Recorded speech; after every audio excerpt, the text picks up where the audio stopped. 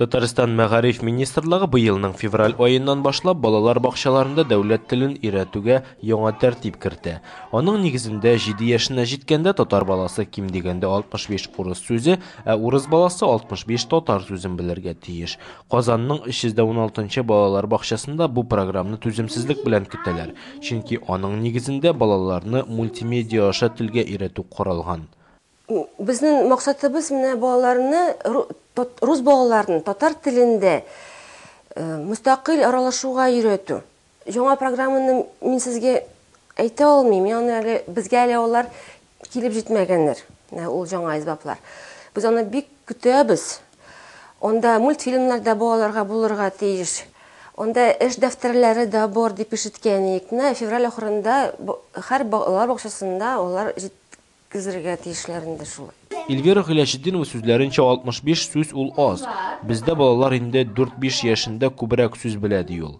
Моңа без үзебездә инандык. Мәсәлән, Илья дигән урыс малае безнең белән татарча аралашып шигырь дә сөйләп бирде.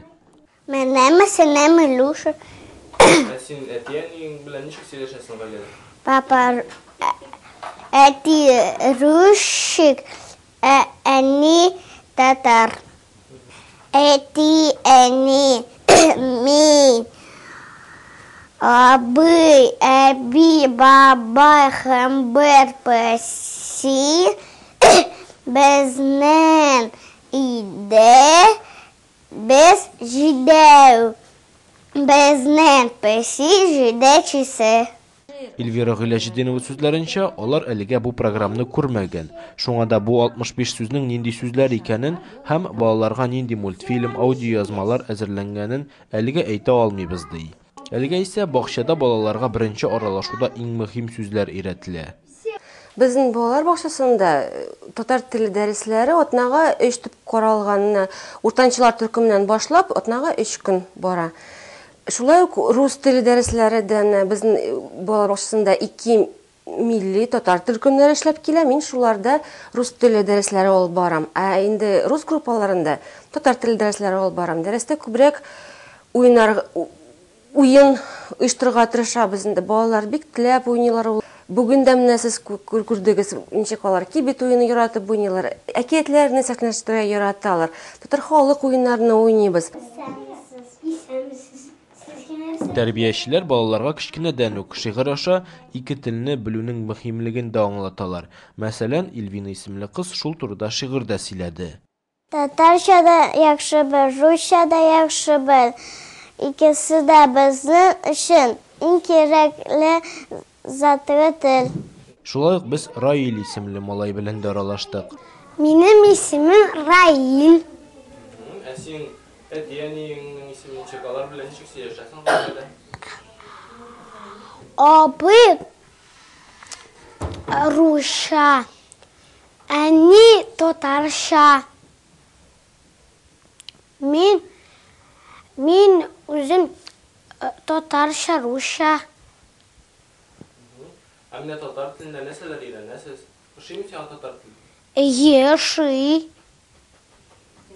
Нәрсәләр өйрәнәсез дәрестә? Уйныйбыз.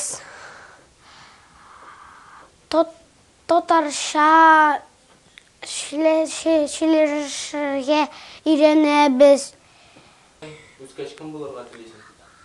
Белмим. Шофер, доктор, космонавт. Белмим. Нинди шигырьләр беләсең? Сөйләп күрсәтәсеңме? Әниемнең кызы юк шул. Миннән нигә бер генә кызы да юк, эше дә күп әниемнең бер үзенә. 316 номерлы балалар бакчасы мөдире Антонина Захматова яңа программаның балаларга гына түгел, тәрбиячеләргә дә файдалы булачагын әйтә. Чөнки аның нигезендә татарча начаррак белгән тәрбиячеләр 144 сәгатьтән торган махсус татар теле курсларында укытылачак. Әмма үзләрендә ул урыс тәрбиячеләренең дә азмы күпме татарча белүе турында әйтә. Многие наши педагоги прошли курсовую подготовку по обучению татарскому языку. То есть Бездә эшләүче тәрбиячеләрнең күбесе татар теле курсларын тәмамлады. Мәсәлән, музыка буенча тәрбияче, логопед, мин дә шул исәптән урыс милләтеннән булсак та татарча өйрәндек. Бу белемнәр безгә эштә генә түгел, ә тормышта да файдалы билгеле. Яңа кертеләчәк программада бу юнәлешкә дә мөһим урын бирелүе безне куандырды, ди Антонина Захматова. Әйдә кешәкәй ялы тәмсмана монда утырып торабыз. Йөрәгем. Нәрсә булды? Бүре башы, куркам. Әйдә каршы. Юк, сарык дус. Без бу бүре башы алып капчыкка салып. Әйдә кешәкәй. Шулай иткәшәкәй алып саланы капчыкка. Юк, сарык дус, син көчлерәк, син ал. Юк, кешәкәй, син көчлек, син ал.